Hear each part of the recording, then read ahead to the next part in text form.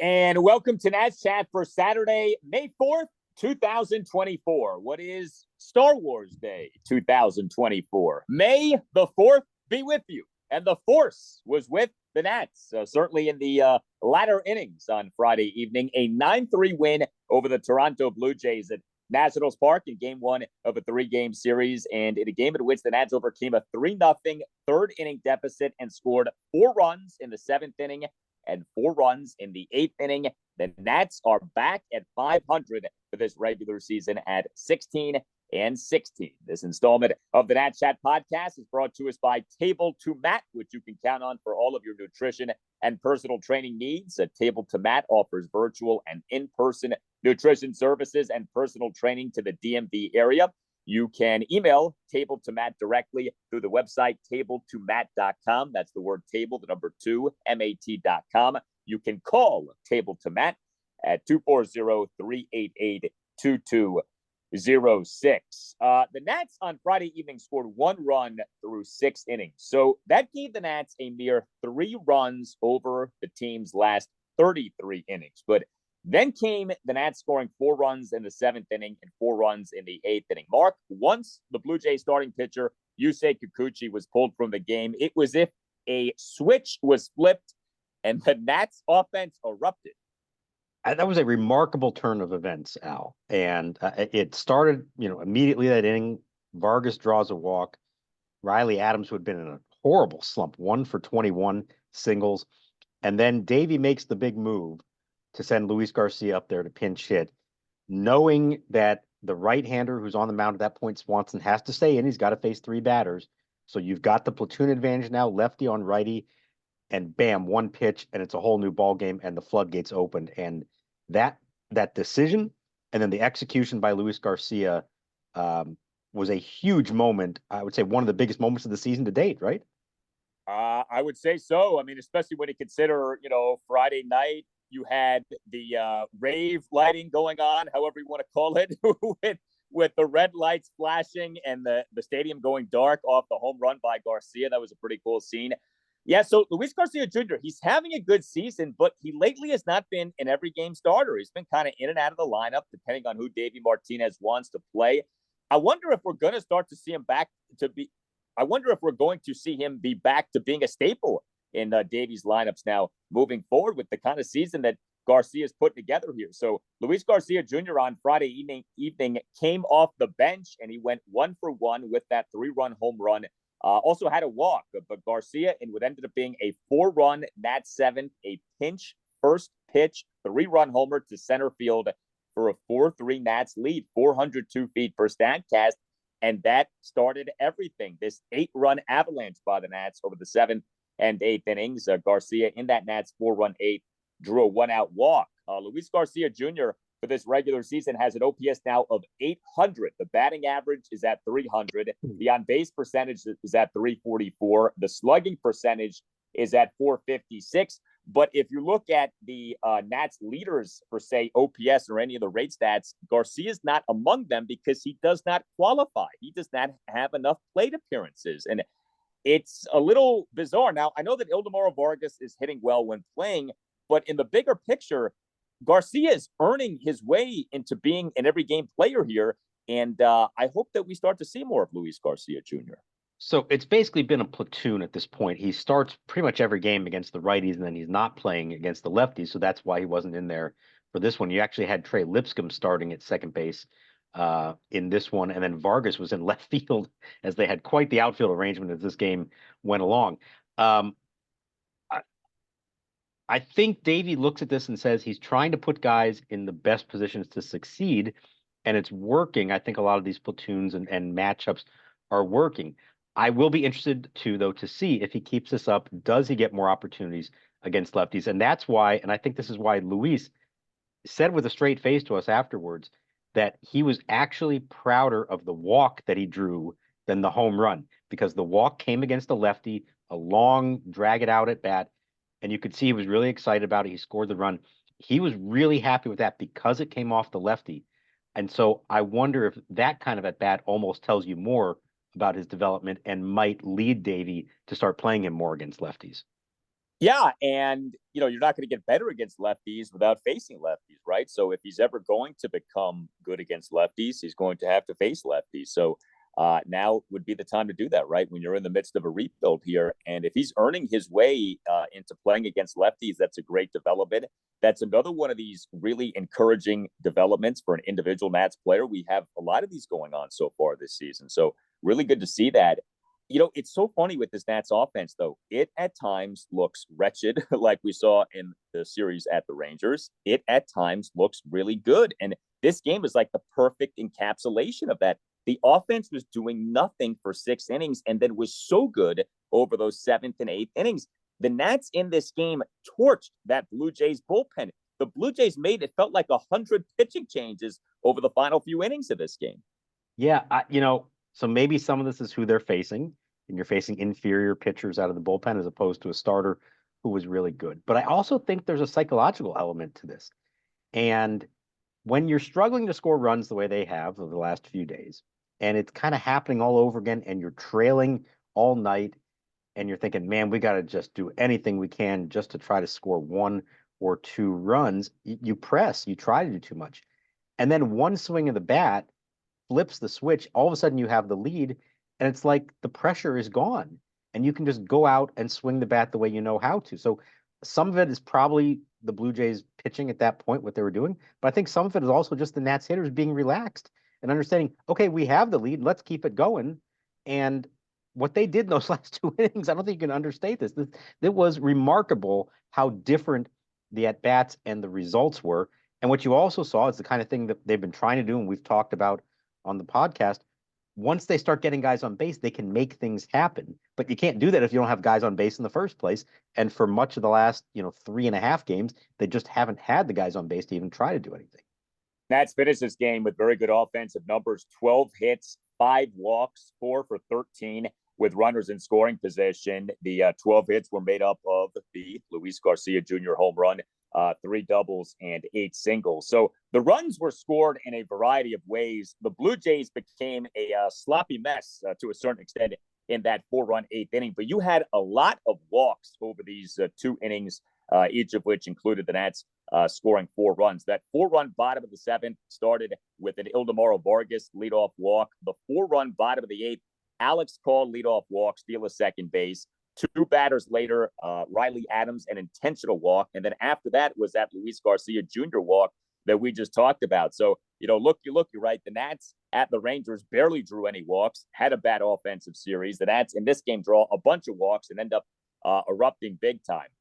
Another good game for Nick Senzel, who started at third base on Friday evening for what felt like the first time in a long time. He's been playing. He's been serving as the designated hitter more often than not lately. But Senzel on Friday evening as the Nats starting third baseman and number 3 batter, 2 for 4 with an RBI double, a single, and a walk. It's kind of odd. The Nats scored 9 runs beyond the Garcia homer. There actually weren't that many other really big hits in this game, but Senzel did have a significant hit for sure. He in that 4-run seventh had a 1-out RBI double to left field for a 5-3 Nats lead, despite having been down at 1.12. He also in the 4-run eighth had a 2-out first pitch single into center field, and Senzel in the bottom of the first drew a 2-out walk. Nick Senzel, since coming back from injury, has been a productive player. He has, and I think Davey wanted to get him more into the flow of things by having him play third base again and not just coming off the bench essentially as a DH 4 times a game. So I don't know if that made a difference or not, but he had one of his better games and was fine in the field as well. And that double, it was a hit and run double. Jesse Winker is on second base, and he takes off for third as Senzel makes contact and drives the ball to left field. Now, maybe Winker would have scored anyways because it's a double and he was on second, but that was one of those things you just don't see very often. The hit and run with the runner on second and ends up being an extra base hit on top of all that.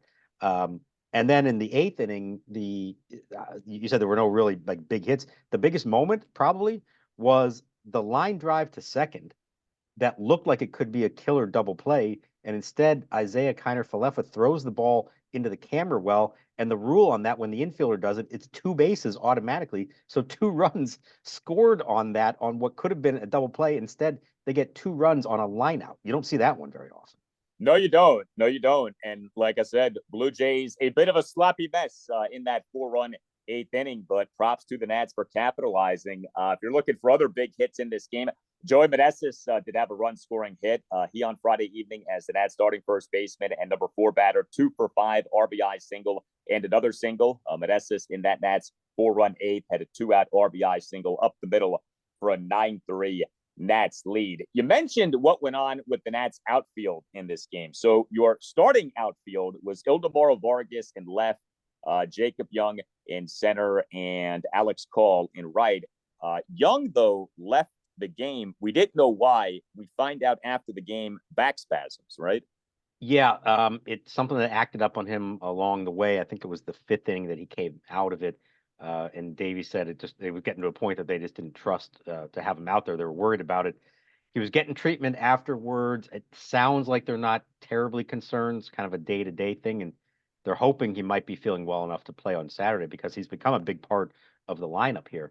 Um, didn't seem like anything beyond that, anything to be worried about him missing a bunch of days or even having to consider the IL. But I mean, they really can't afford to lose a whole lot else offensively or even in the outfield right now. So hopefully that's all that it was. And it was a strangely cold night, especially as the night went on. And I wonder if his back acted up on him as a result of that.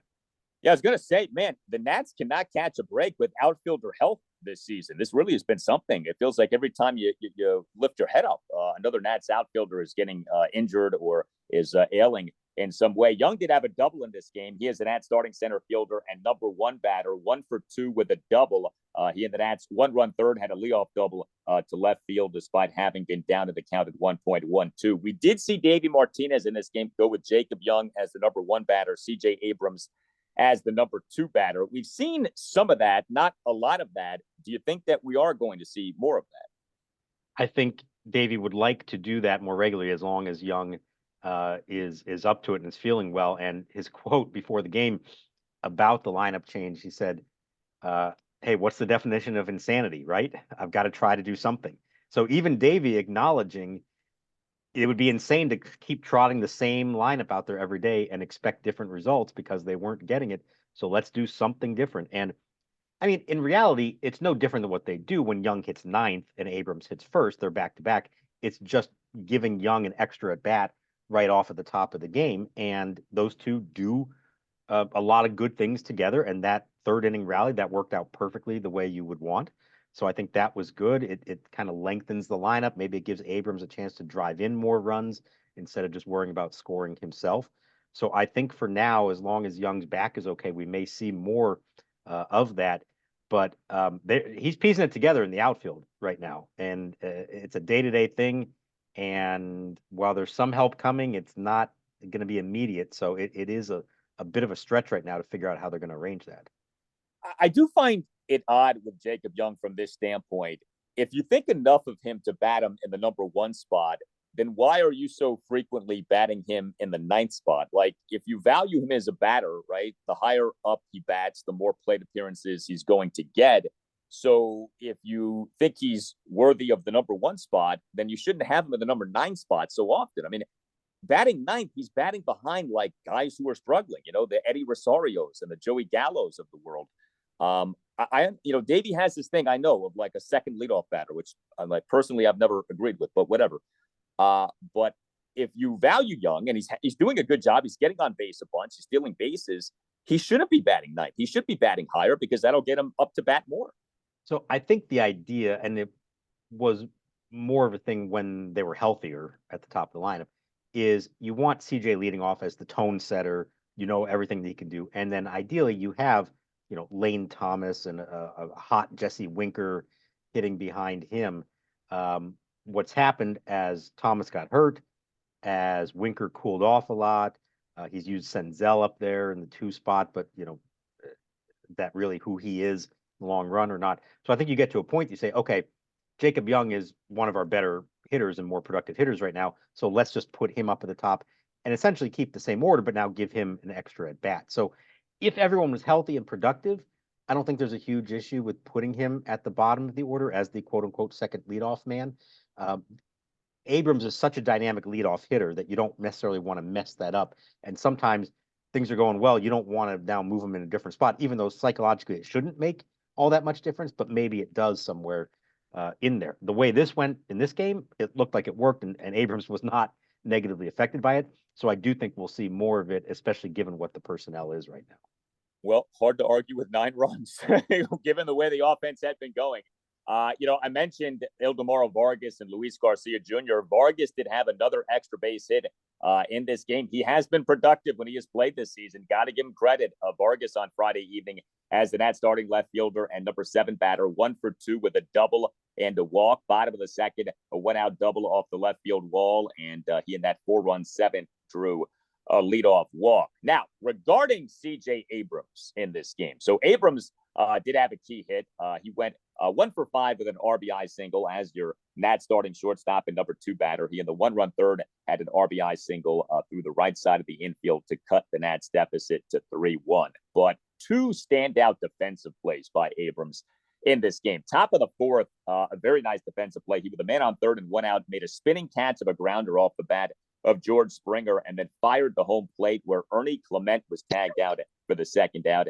And then Abrams in the top of the 5th, another very nice defensive play. He in shallow left field made a diving backhanded catch of a grounder off the bat of Justin Turner, and then made a 1-hop throw to first baseman Joey Meneses for a ground out for the second out. And credit to Meneses for making a nice underhanded catch of the 1-hop throw. But Abrams really impressive defensively in this game. We're seeing this happen on a regular basis now. Obviously, he was really fired up for that infield in play, throwing him out at the plate. He said that is a play he has specifically been working on with Ricky Gutierrez, the spin after you field it, spin and fire it to the plate.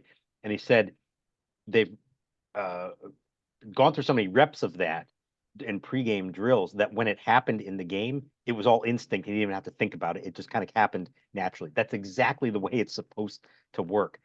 It's why they take ground ball after ground ball after ground ball, and why they keep saying in the case of Abrams, but I think it applies to everyone, you stick to a routine every single day, and that it becomes ingrained in your mind and in your body and in your movements, so that when it happens in a game, it's all very natural.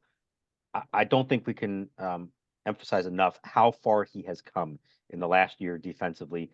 And everybody acknowledges the same thing. It's the work that he's putting in before the games every single day that is putting him in a good position to make these kind of plays. And it's nice to see that he recognizes that and is fired up himself when he makes a big play like that. And number 1 bright spot to this Nats season so far. I don't know how you argue otherwise. Keibert Ruiz on Friday evening was the Nats starting DH. We did have Riley Adams as the Nats starting catcher. Keibert was the number 5 batter. He went 1 for 5 with a single. Bottom of the 6th, a 2-out full count single through the left side of the infield, despite having been down at 1.12. But he, during the plate appearance, fouled the ball off a leg.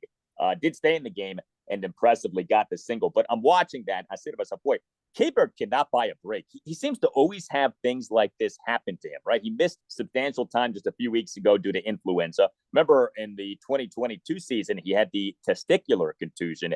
And here he is on Friday evening, fouling the ball off the leg. I know that happens, but man, it feels like this guy has what another Nats catcher used to have, Wilson Ramos, that perpetual dark cloud over his head where like bad stuff tends to happen to the guy.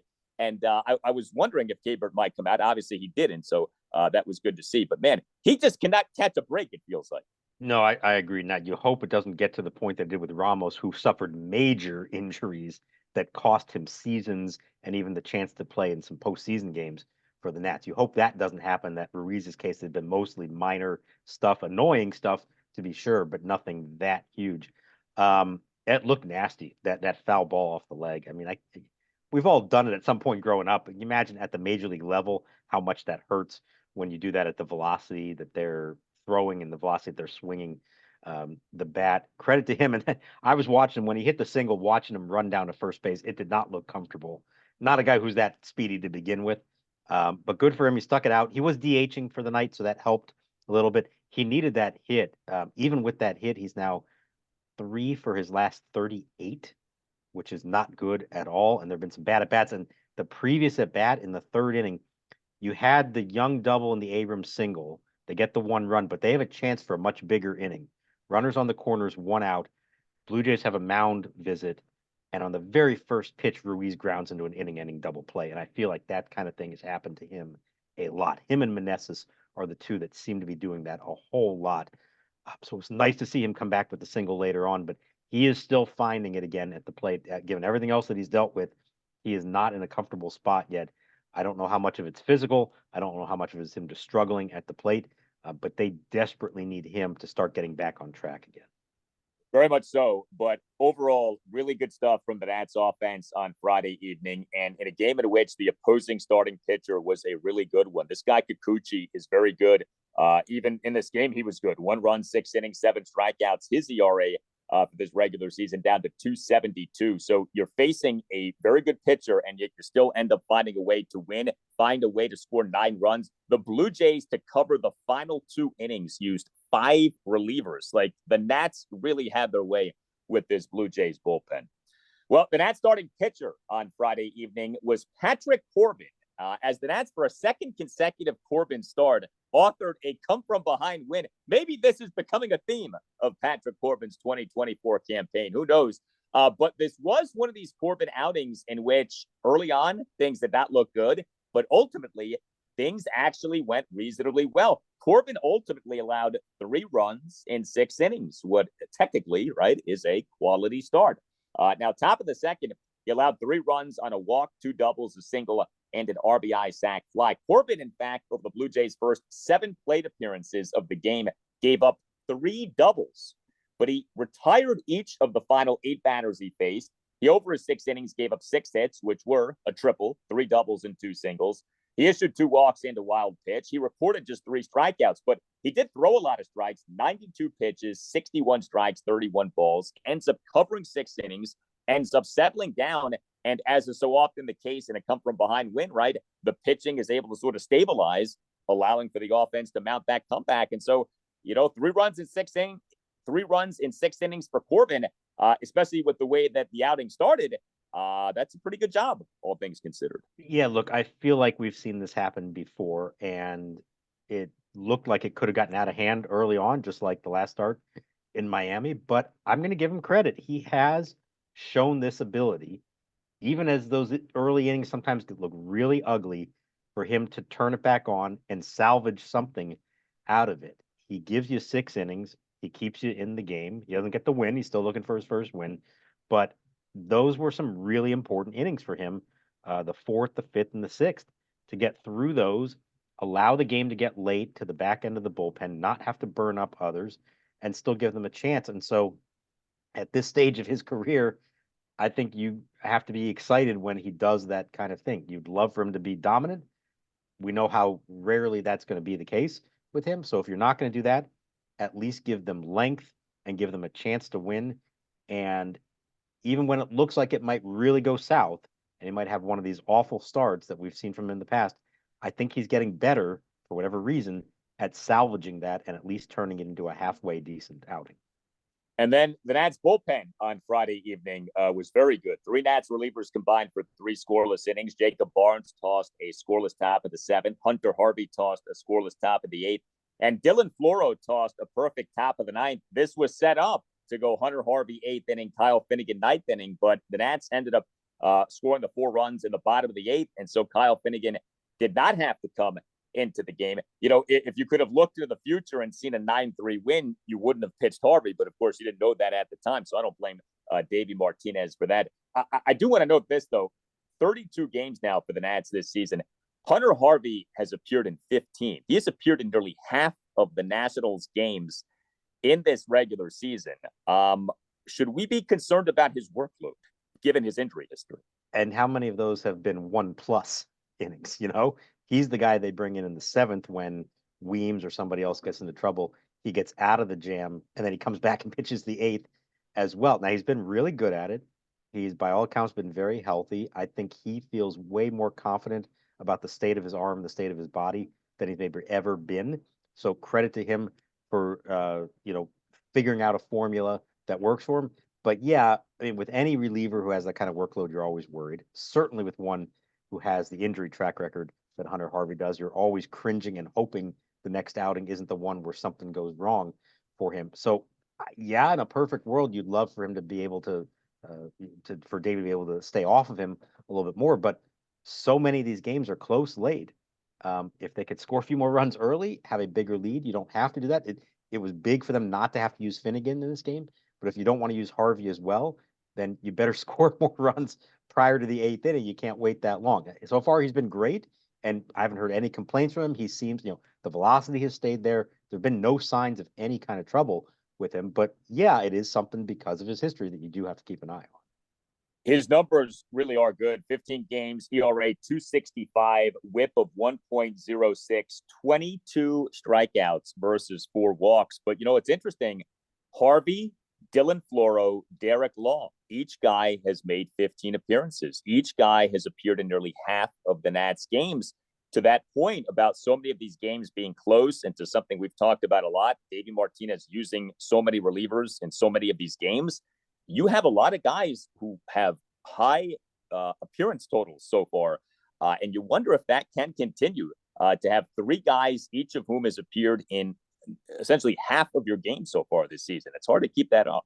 Yeah, I mean, in a typical season, 70 appearances is a high number, and these guys are all on pace for about 80 at the moment. Now, things happen along the way, and the odds of it staying, at that pace are pretty slim. But this is where, in this game, that sixth inning from Corbin makes a difference in the bigger picture. That's one less inning for somebody like Law, or Barnes. I guess although Barnes pitched in this game, but it's one less inning for somebody else to have to take. You'd love for them to have more relievers who can go 2 innings. They just don't do that a whole lot given what the personnel is. Um, the more games you can open up big leads, the better, and the longer starts you can get, the better. But we can nitpick this stuff, but overall, I think the bullpen's doing a really good job right now. Yeah. Oh, I think if you have to bottom line it, it's been more good than bad. There have been some bad games, but every team is going to have that with a bullpen. And by and large, I think you like what you have seen. And look, I mean, the Nats are back at 500 here. Like they are staying in the fight, as the saying goes, and taking advantage of some matchups here. Took care of business at the Marlins. The Blue Jays are off to a very disappointing start to this season. The Blue Jays are an interesting team. They've had all this young talent for years, and it really hasn't all come together. And now they're starting to get close to some of these guys coming up on free agency, really this coming off season, and really next off season, the following off season. So it's kind of like, okay, Toronto, you're going to put this stuff together or not? But credit to the Nats, doing a good job taking game 1 of this series, and we'll see what goes down the rest of this series. But you won the Corbin game of this series. You look at what's coming up.